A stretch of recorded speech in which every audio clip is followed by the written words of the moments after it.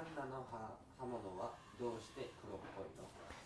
はい、ですね、カンナ、よく見てみると、非常に黒くこうなっています。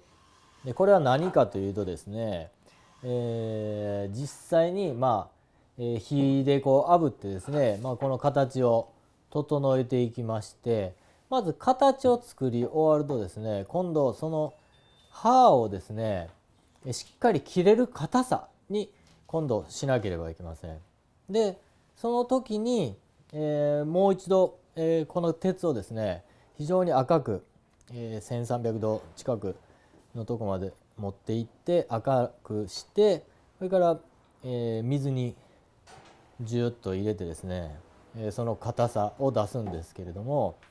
その時にブワッとこう火で炙りますんで、その火で炙った、